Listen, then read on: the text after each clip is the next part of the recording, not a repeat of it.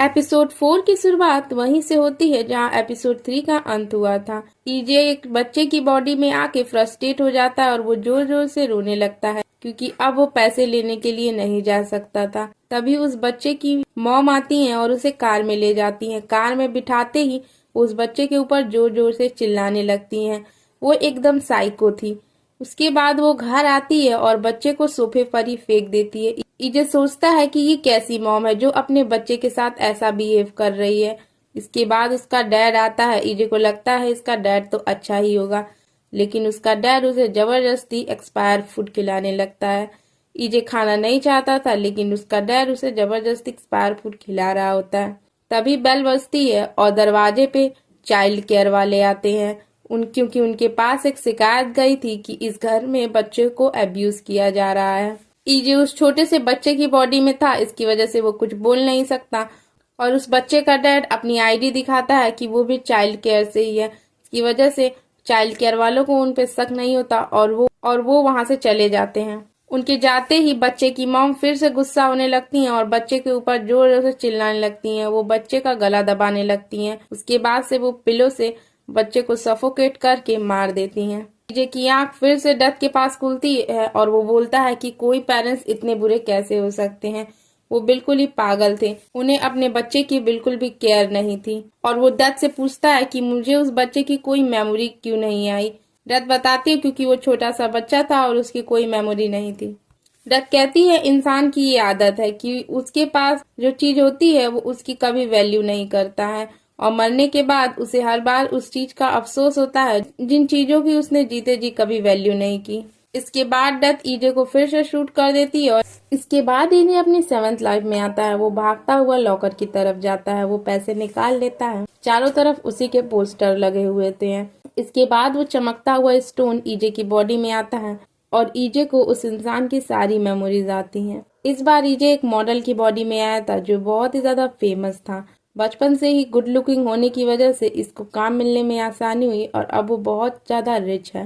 EJ उस model के घर आता है जो कि बहुत आलीशान था।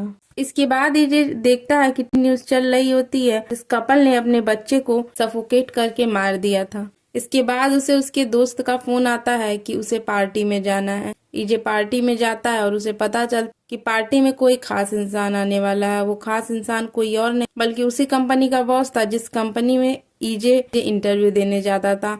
ईजे फर्स्ट लाइफ में इसी के भाई की बॉडी में गया था। इसके बाद हमें सुबह का सीन दिखाया जाता है। मॉडल का बड़ा भाई आता है जिसका एक कैफे होता है।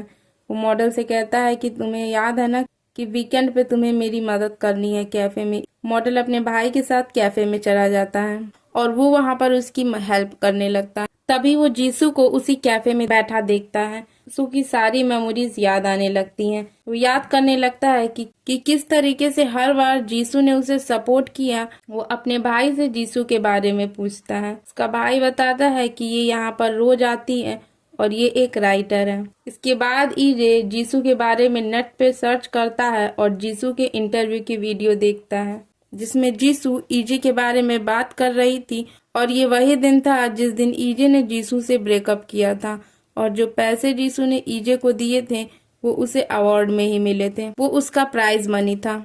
ईजे ये जान के बहुत ज्यादा दुखी होता है। इसके बाद वो जीसू की बुक पढ़ता है और उस बुक में जीसू ने वही सारी बातें लिखी थी जो कभी जीसू और ईजे ने की थी और वो याद करने लगता है कि एक बार जीसू ने उससे कहा था कि हर राइटर के पास एक फाउंटेन पेन होती है और ईजे ने चुपके से वो फाउंटेन पेन जीसू के लिए खरीदा था, लेकिन वो उसे दे नहीं पाया था क्योंकि मकान मालिक ने उसका सारा सामान बाहर फेंक दिया था और वो पेन भी उसी में कहीं गुम हो गया था। एक दिन जीसू से मिलने कैफे में 2 लोग आते हैं और ईजे को पता चलता है उस दिन जो कार से जीसू को छोड़ने आया था वो जीसू का भाई था। इसके बाद ईजे अपने भाई के कैफे पे डेली काम करने के लिए आने लगता है ताकि वो जीसू से मिल सके। एक दिन वो हिम्मत करके जीसू के पास जाता है और कहता है कि मैं आपका बहुत बड़ा फैन हूँ। वो उससे उसकी बुक पे ऑटोग्राफ लेता है और जीसू वही पेन निकाल करके ऑटोग्राफ देती है जो पेन ईजे ने जीसू के लिए खरीदा था। इसके बाद ईजे जीसू से कहता है कि मेरे पास एक स्टोरी है और मैं चाहता हूँ आप उसे लिख करके एक नॉवल का रूप दें और वो अपनी स्टोरी उसे बताने लगता है। ईजे अपनी वही स्टोरी बताने लगता है जो अभी तक उसके साथ हो रहा है कि किस तरीके से उसने सुसाइड किया और डेथ उसे बार बार अलग अलग जन्म में भेज रही है। जीसू बोलती है डेथ तो बहुत ही क्रूएल है। ईजे कहता है हाँ सच में बहुत ही वो क्रूएल है। जीसू कहती है तुम तो ऐसे कह रहे हो जैसे लगता है ये तुम्हारी खुद की स्टोरी है और तुमने खुद ही एक्सपीरियंस किया है। ईजे उसे सारी स्टोरी बताता है लेकिन अपने और जीसू के बारे में कुछ नहीं बताता।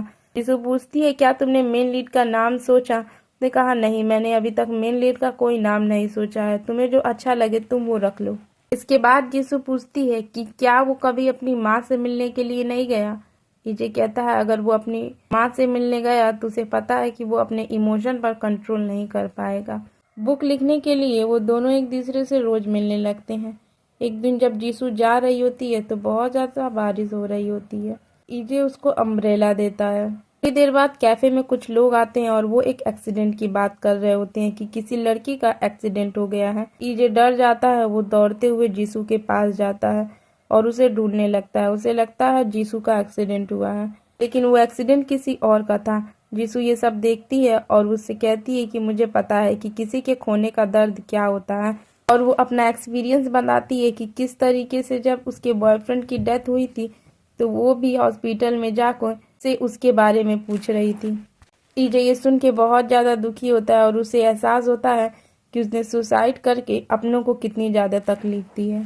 इसके बाद हमें दिखाया जाता है जीसू ईजे के मेमोरियल पे जाती है। ईजे भी चुपके से जीसू का पीछा करता है और वहीं पर रहता है। जब जीसू चली जाती है वो अपने मेमोरियल पे आता है, तभी ईजे की मॉम आ जाती है और चूंकि ईजे एक मॉडल की बॉडी में था तो उसकी मॉम उसे पहचानती नहीं और पूछती है कि तुम कौन हो। ईजे झूठ बोलता है कि मैं ईजे का फ्रेंड हूँ। इसके बाद ईजे वो बाकी बचे हुए पैसे अपनी मॉम को एज अ ईजे का फ्रेंड भेज देता है। एक दिन जब कैफे से जीसू और ईजे जा रहे होते हैं तो वो उस नॉवल की हैप्पी एंडिंग के बारे में बात करते हैं। ईजे को नहीं लगता कि इसके नॉवल की कभी हैप्पी एंडिंग होगी, लेकिन जीसू इससे कहती है कि हो सकता हो उसकी भी कोई हैप्पी एंडिंग हो। बाद ईजे को लगता है कि अब वो उसका आखिरी समय है। जीसू को सारा सच बता देता है और कहता है कि मैंने ये जो सारी कहानी बताई ये सारी मेरी थी और मुझे पता है कि अभी बहुत ज़्यादा देर हो गई है, तुम मुझे माफ़ कर दो, तुमने हमेशा मेरा साथ दिया।